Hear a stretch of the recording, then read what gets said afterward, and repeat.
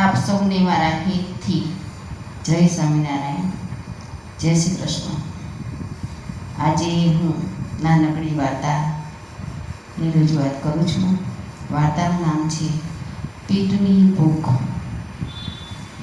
એક ભિખારી સોસાયટીમાં દરરોજ રોટલી લેવા જાય, ભીખ માંગવા જતો અને સોસાયટીમાં રોટલી માટે એ ઝઘડતો. કોઈ બેન એને એક રોટલી આપે તો એ ઝઘડો કરીને કહેતો કે મને 2 રોટલી આપો ને બેન. અને પછી આખી સોસાયટીવાળા એને બધા એમ કે ઝઘડાખોર ભિખારી કહેતા. અને રોજનું એનું હતું કે ઝઘડો કરીને 1-2 રોટલી વધારે લેવાની. એક દિવસ તો બન્યું એવું કે ઝઘડો થોડો વધારે વધી ગયો અને બધા સોસાયટીના ભેગા થઈ ગયા. અને પછી બધા ભેગા થઈ ગયા અને ભિખારીને તો જેમ તેમ બોલવા લાગ્યા કે નક્કી આ રોટલીઓ વધારે ભેગી કરી અને એમથી વેચી નાખે છે અને પૈસા ઊભા કરે છે. પણ પેલો ભિખારી તો કશું જ બોલતો નથી, આકાશ સામે જોઈ રહે છે અને જે બોલતા હોય એ બધાનું સાંભળતો હોય છે. એના ઠેલામાં 200 જેવી રોટલીઓ હોય છે. બધા કે આટલી બધી રોટલી છે છતાં પણ રોટલી માટે ઝઘડો કરતો ફરે છે. આવી રીતે આખી સોસાયટીના બધા જ એની જોડે ઝઘડતા હતા. એટલામાં માધવ કાકા ત્યાંથી પસાર થયા. એટલે એમને પણ શંકા ગઈ કે આ ભિખારી કંઈક તો કરતો લાગે છે. એટલે એમણે એના નોકરને બોલાવ્યો અને નોકરના કાનમાં કંઈક કહ્યું. અને વડીલ હતા સોસાયટીના, એટલે બધા જે માણસો હતા સોસાયટીના બધા જે ભેગા થયા હતા એ લોકોને સમજાવીને બધાને છૂટા પાડી દીધા અને બધા સૌના ઘરે જતા રહ્યા.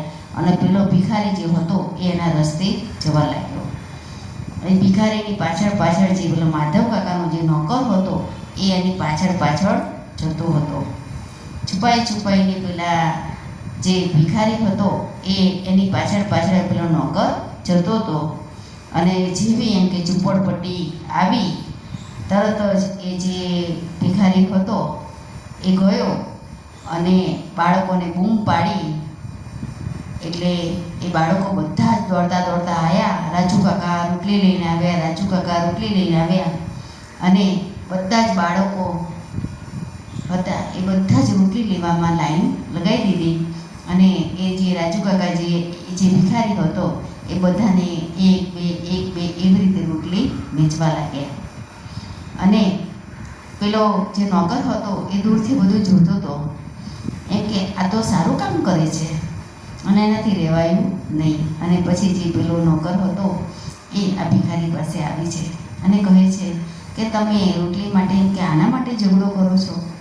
તો જે ભિખારી છે એમ કહે છે કે હું તો ભિખારી છું, મારે તો આપવા માટે મારી પાસે તો કશું જ ના હોય, હું પોતે એમ કે ભીખ માંગીને ખાઉં છું. પણ આ જે છોકરાઓ છે એ મજૂરના છોકરાઓ છે અને આ મા બાપ બિચારા મજૂરે ગયા હોય અને આખો દિવસ આ છોકરાઓ છે, આ બાળકો એમ કે આખો દિવસ એમ કે ભૂખ્યા રમતા હોય છે. તો એમ કે એક ભિખારી, હું તો ભિખારી છું, કશું આપી ના શકું, પણ વધારે રોટલી માંગી અને આ બાળકોને એમ કે આપું, એવી રીતે હું એમ કે આ રોજ આ બાળકો માટે હું રોટલી માંગતો હોઉં છું. આ સાંભળી અને પેલો નોકર છે એને આમ ખરેખર એ ભિખારી પ્રત્યે એમ કે સહાનુભૂતિ થઈ. અને પછી એ નોકર માધવ કાકાને બધી વાત કરી છે. અને પછી માધવ કાકા કહે છે કે ભિખારી ખરેખર એમ કે ભિખારી છે, ભિખારી પણ એમ કે અમીરનું કામ કરે છે. પછી એ જે માધવ કાકાના મનમાં વિચાર થયો કે ભગવાને તો આપણને ઘણું બધું આપ્યું છે, જે ભિખારીની આવી સેવા કરી શકતા હોય તો આપણને તો ભગવાને કંઈક આપ્યું છે, તો આપણે એમ કે આપણી કમાણીમાંથી 10મો ભાગ 20મો ભાગ કાઢી અને આપણે પણ એ જે ઝૂંપડપટ્ટીના બાળકો છે એને જમવાની વ્યવસ્થા કરવી જોઈએ. અને પછી માધવ કાકાએ વિચાર કર્યો અને દાળ ને રોટલીની લારી ચાલુ કરી. અને તમે માનશો સાહેબ, એ દિવસથી ભિખારીએ ભીખ માંગવાનું બંધ કર્યું અને સોસાયટીમાં પછી ક્યારેય એ દેખાતો બંધ થઈ ગયો. જય શ્રી કૃષ્ણ.